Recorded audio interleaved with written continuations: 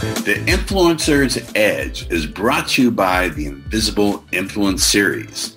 If you're ready to massively increase your sales by leveraging the power of subconscious persuasion, then make sure you text the word COMPEL to 411321.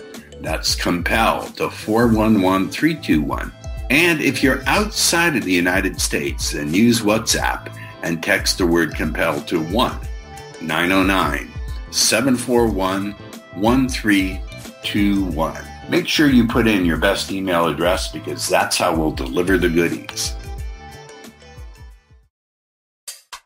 Welcome to the Influencer's Edge. This is the place where you come to get the latest breakthroughs, cutting-edge insights, tools, and techniques to leapfrog over the pack in sales, persuasion, and influence. Be sure you visit our website at www.theinfluencersedge.com. And while you're there, subscribe to us via your favorite network. Now sit back, tune in, and enjoy today's episode.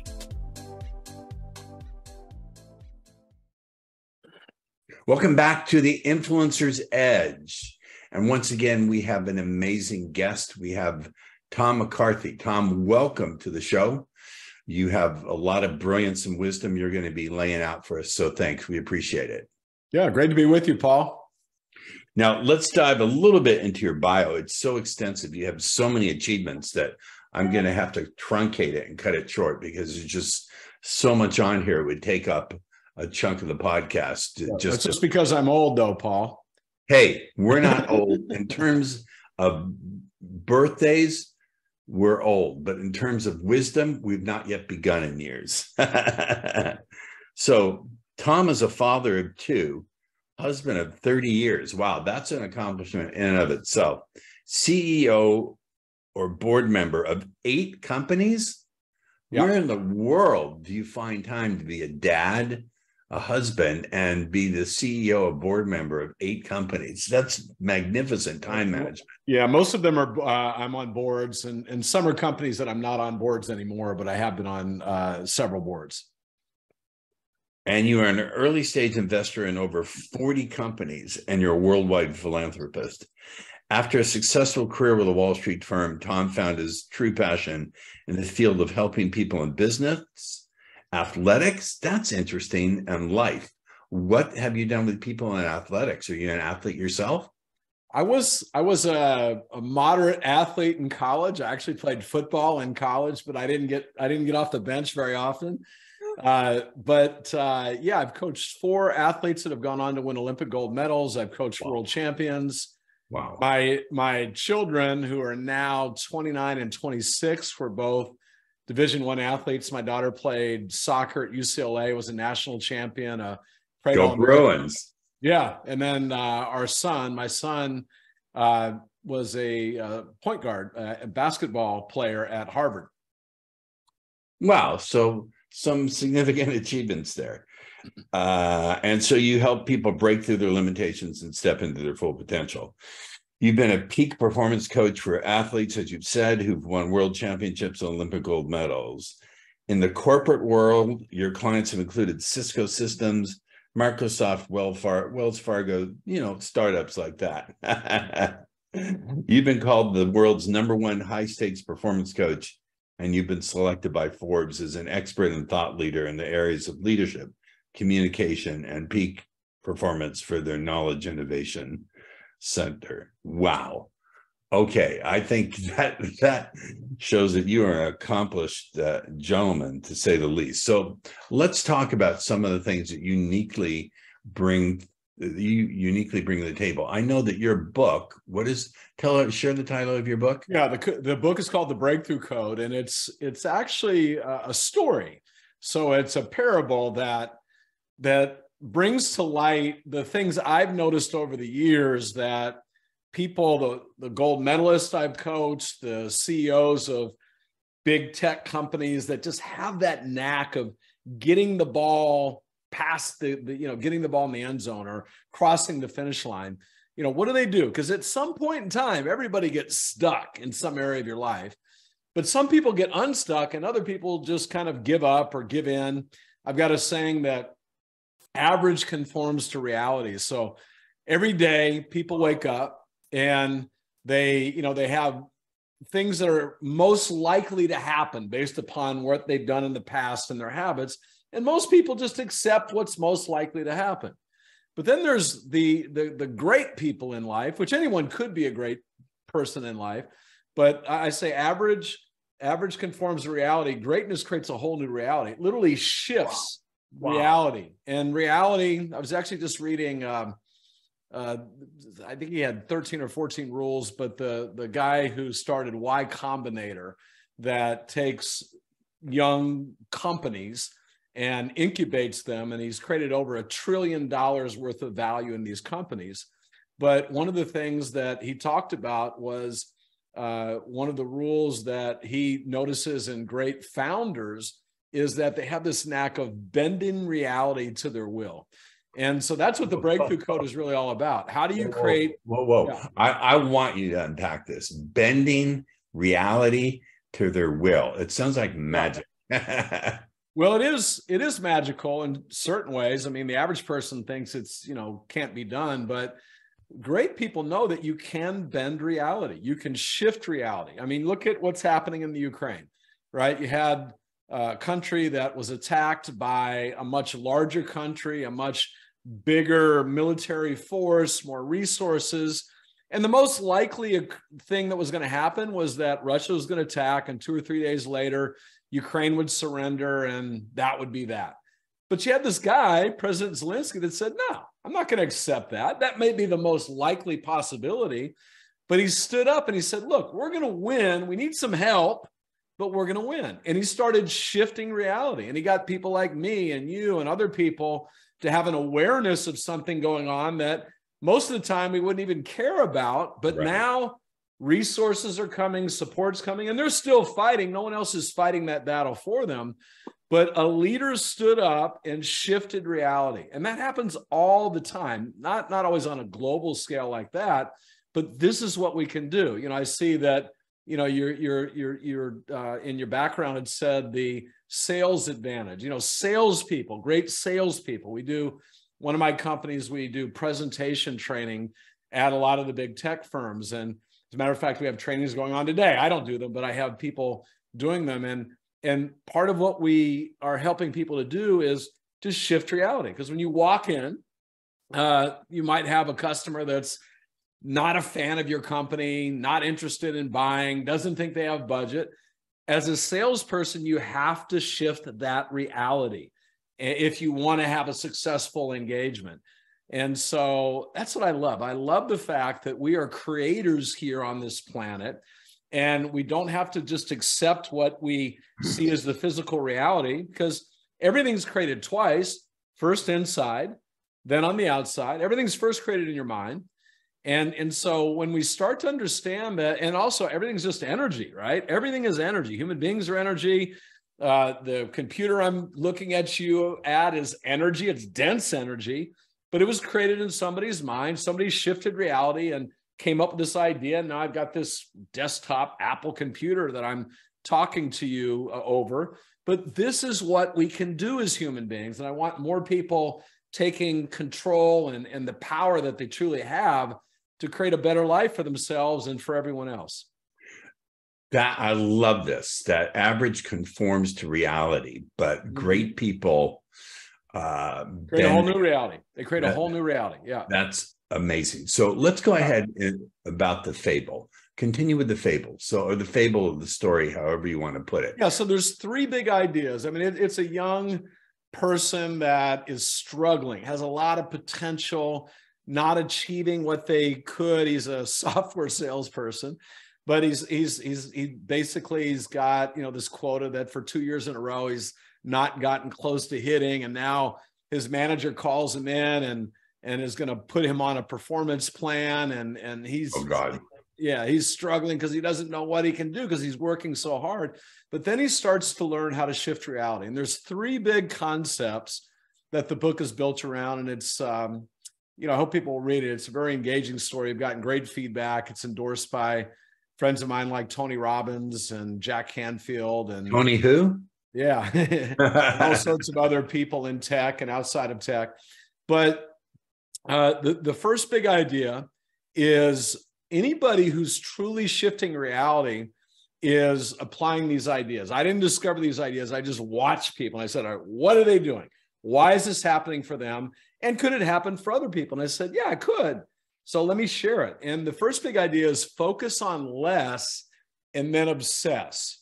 Now, if you look at somebody who's done something really great, they're not great at everything that they do. That's kind of the misconception people have, is that, oh my gosh, look at so-and-so, they must be great at everything. No, they're great at things that they've focused on being great at, right? Where they focused energy and created a breakthrough. What's the difference, Paul, between a light bulb and a laser? Oh, the laser is focused. Yeah, but they're both light. The light bulb is diffused. Yeah, they're both light. Laser's just focused light or focused energy, and then you're right, the light bulb is diffused. Most people's lives are pretty diffused. They're just kind of trying to get along and putting energy in whatever pops up in front of them. People that create breakthroughs where they're stuck and they create this breakthrough that changes their life, they apply focus. They apply energy in that direction. And so focus on less. I don't think you can really have more than 3 things you're really trying to create a breakthrough in. Absolutely. At any one point in time. And the second part of that is then obsess. Now, what I'm not talking about is being consciously obsessive, where all you do is think about this result. I don't call it a goal. I call it a result, because result has a stronger connotation in people's minds. They've had goals that they haven't achieved, but results is something that's happened. And with the obsession, though, a conscious obsession isn't really healthy. If all you do is think about it with your conscious mind. The conscious mind is pretty primitive. It's powerful in some ways, but not that powerful. It can process 40 bits of information per second. And the subconscious, and I think that says the subconscious behind you, right? Yeah. Yes. Well, I'm a hypnotist. I've been doing hypnosis for I'm talking, so I'm talking exactly everything you already know about, but it can process 40 million bits of information per second, based on the research I've seen. And that's what hypnosis is so great at, right? Getting down in there. But that's where you want to obsess. Now, these are all things that you already know and have probably talked to your audience about.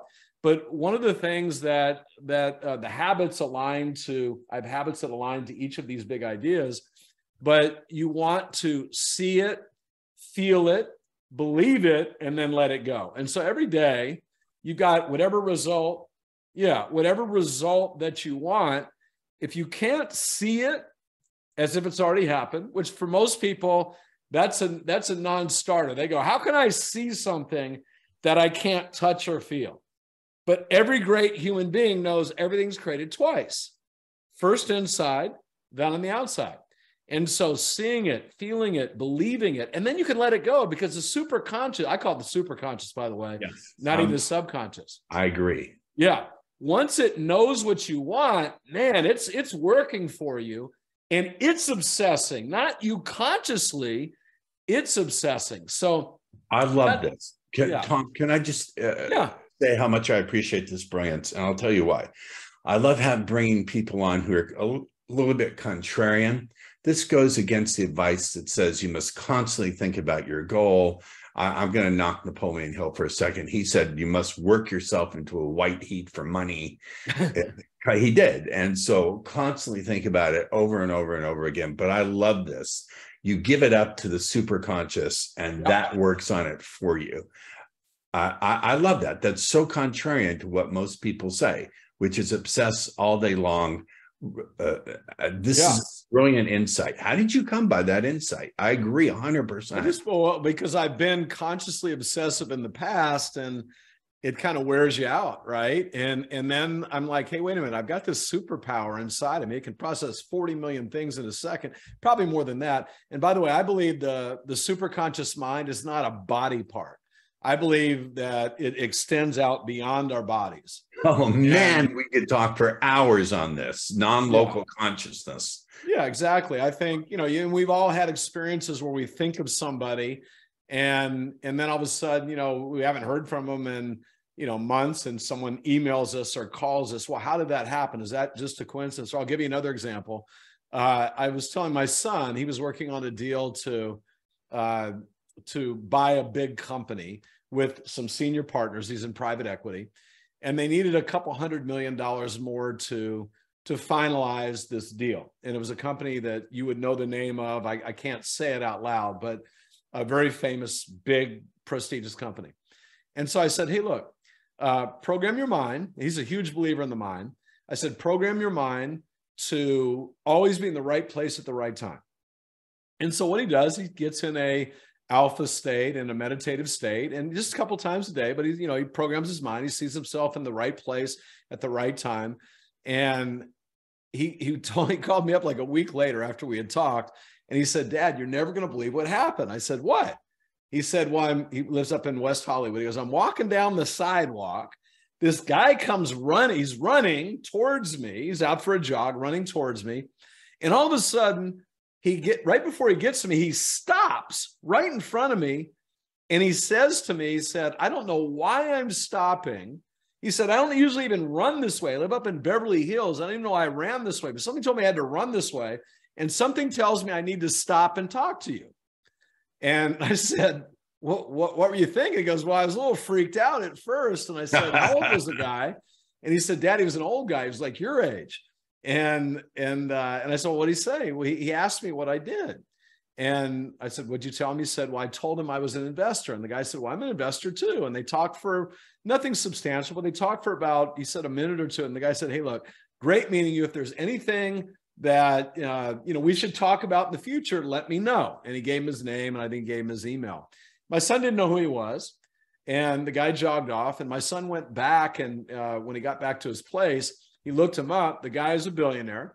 And he was the founder and managing director of a $4 billion private equity fund. And so my son called him up and said, hey, I think there's a reason we should talk. And so he told him about the deal he was working on. The guy was interested. He goes, yeah, I didn't know why I stopped and talked to you, but this is really interesting. Let's meet. So they meet. My son, Tom, his name's Tommy, and this guy and Tommy's senior partners met 2 days later for lunch. Guy really liked the deal. He said, I want someone else to look at it too. Let's meet 2 days later for dinner. They meet 2 days later. Each of those guys, the guy my son met, the guy he brought along with him, committed $100 million each to that deal. Now, how the heck did that happen? Right? That is impossible to happen if our minds are just in our bodies, right? Absolutely. So, and I've got story after story like that. We've got this incredible power.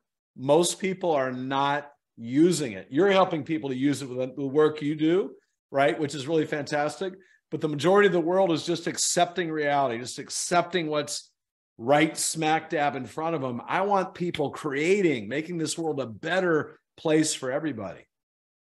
I love this. You're actually I'm going to use the word, you're getting into the metaphysics of success. And I think it's brilliant. Absolutely brilliant. Let me ask you, this begs the question, what do you think gets in the way of people having that trust and letting go and trusting the superconscious mind? So many people, Tom, in my experience, the people I work with, by no intent mean to make this about me, mm-hmm. perceive that if they do that, they're giving up control. Do you understand what I'm saying? So how do you deal with clients and people who have that fear of losing control, of needing to be in control? Keeping control with, we'll compare it to a computer that only processes 40 bits of information per second is a losing game. When you've got this other supercomputer, the superconscious mind, that can process 40 million bits of information per second. It's like, continuing to use, which I have some friends that do this actually, a flip phone, right? The old flip phones from 20 years ago. I still have a couple people that in there. One is a CEO, really cool guy, but I think he just does it for fun. But it's not going to give you all the capabilities that you really could have. And here's the thing: you're still in control because the conscious mind is programming the superconscious. And the reality is your superconscious mind, your subconscious mind is in control anyways. It's in control. They say that first you make your habits, the habits reside down in the superconscious, and then your habits make you. People, research I've seen says that 95 to 99% of our lives, basically, we're not consciously directing anyways. It's our habits that are just basically creating our lives as we go. And so what I'm trying to get people to do is have more control over their life, not less. I agree. The superconscious is saying, what do you want? What do you want? And people that go, well, my life stinks. How can the superconscious be that powerful? Because you programmed it to stink, right? You're running programs, or what I call stories. At the end of the second big idea is upgrade your story, upgrade your life. And you're running a story. The story is just playing out the way it's programmed into your superconscious mind. And so if you want control, then I want to give you control. I want you to control this incredible power within you so that it can make things happen. And it's going to be with much less effort. Like, I don't work as hard as I used to, and I make a lot more money and a lot more opportunities come my way. It's very interesting what you call stories, I call narratives. And often we don't even know where these narratives come from. They come from our parents. They come from generational trauma. They come from society that tells you have to struggle and et cetera, et cetera. So I think this is a really good thing that you're doing. You're liberating people and giving them choice over what narratives they tell themselves. In a sense, you're doing the oppresso libere, which is the motto of the British Secret Service, the SAS, which is liberate the oppressed. So good on you, man. You're a liberator as well as a teacher and a coach. I love that about you. Well, I grew up in a family where I can still remember being 3 years old and watching a taxi cab pull up to my house. I had a 2-year-old brother, I had a 6-month-old brother. My mom was there, and the Army officer got out of the cab, and it was in North Carolina, right near Fort Bragg, North Carolina, to come tell my mom that my dad had been killed in Vietnam the day before. I'm so sorry. So I know trauma, and then I know what it's like to have fears and anxieties and grief and all those things. That's what I grew up with. I had a story that if I would have hung on to that old story, I wouldn't be talking to you right now. I don't know what I'd be doing, but I wouldn't be living where I live, doing what I do, hanging out with the people I hang out with. I had to shift that story. I had to shift my focus. And so if you don't mind, because again, people get into their genius zone and sometimes they don't realize what a big nugget they're delivering here. How did you shift your story? Because people will say, just change your story, change your narrative. But I've found that narratives have a lot of momentum because you've been running it in your mind over and over and over and over again. So how did you go about shifting your narrative, your story? Yeah, the thing that I did is, and this is, I don't know how I learned this, it's probably from reading books early on, like by Wayne Dyer and Dennis Waitley. And I remember reading the book Illusions by Jonathan Bach. Somehow that came into my life and it kind of freaked me out at first. It's a parable, but I always looked at, whenever I get into any situation, I don't look at what the average person's going to do. I always look at who was in that situation and found a way to thrive or succeed. And so, for instance, I tell people, look, if you get some sort of scary medical diagnosis, don't go to the internet and look at all the symptoms and see what happens to everybody else. Don't do that, right? Go look. And I had something happen in 2015, but this explains kind of why I was able to overcome my old programming. So in 2015, I travel all around the world speaking, and I was just wearing myself out. And so I got a virus. This was well before COVID, but I got this virus and I was, not sleeping a lot and worn out. I didn't get better. And then, when I didn't get better, I have a really good kind of alternative MD.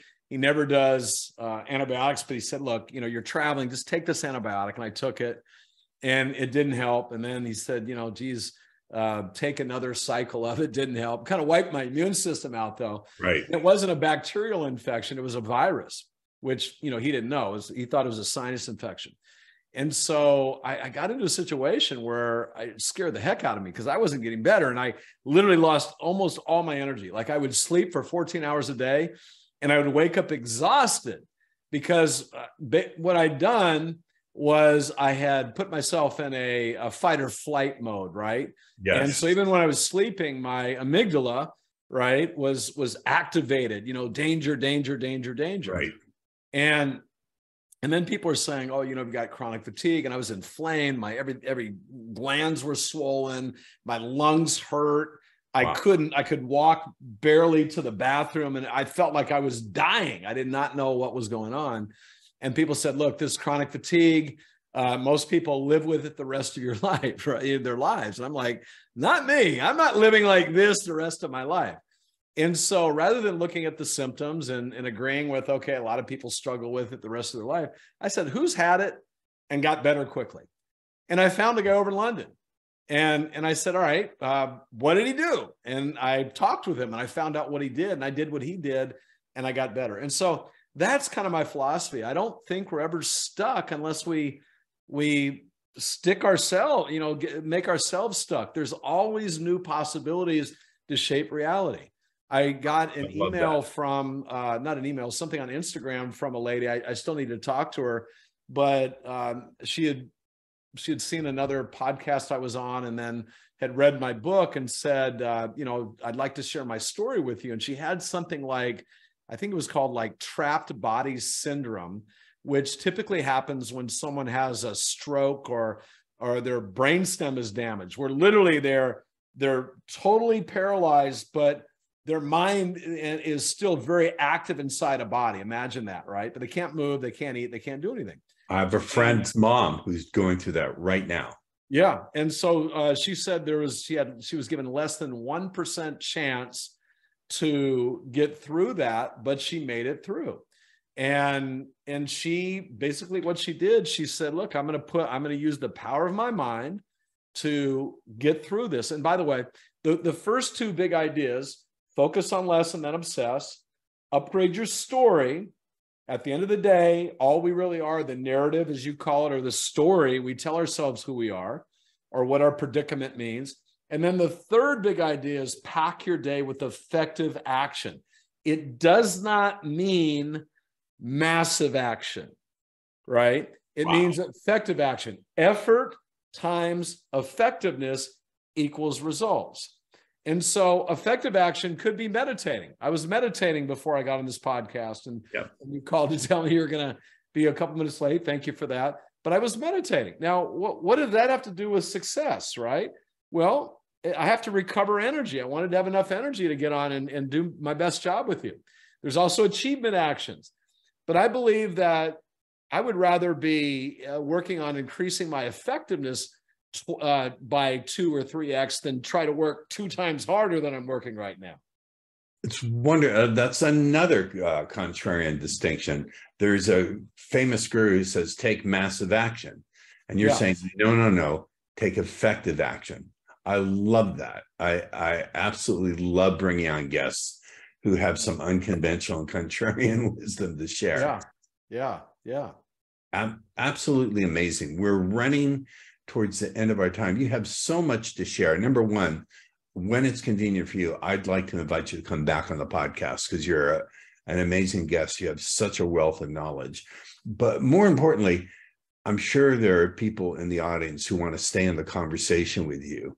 How can they go about doing that? Of course, we'll put it also in the show notes. Yeah. So there's a couple ways. Instagram is a good way. My handle on Instagram is at not because I think I'm so important, but Tom McCarthy was already taken. So at the Tom McCarthy. And I do several videos along the lines of what we're talking about, little 1-minute videos of little tips and tricks, like how do you get the crap out of your head that you don't want anymore? And again, you're an expert on all this too. So that would be a good place, and you can DM me there.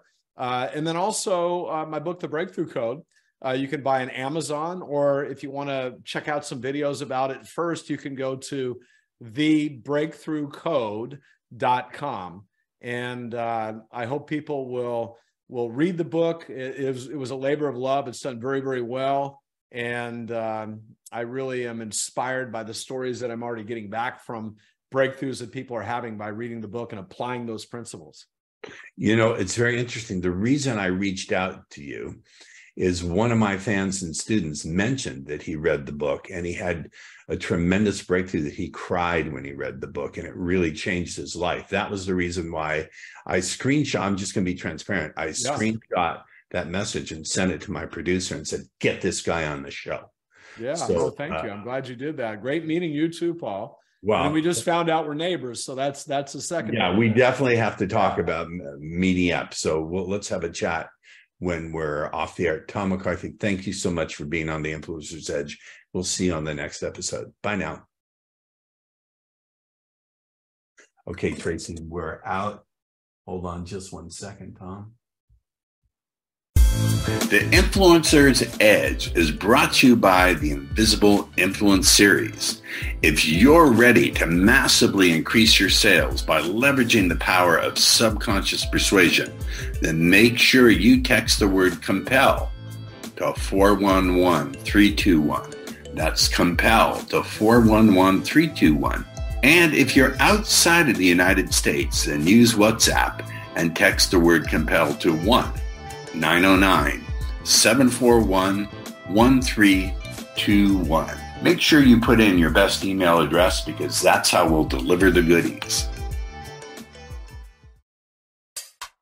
Thank you for tuning in to the Influencer's Edge, where you get the latest breakthroughs, cutting-edge insights, tools, and techniques so you can leapfrog over the pack in sales, influence, and persuasion. Remember to visit our website at www.theinfluencersedge.com to enjoy even more great episodes like this one. We look forward to seeing you again on the Influencer's Edge Show.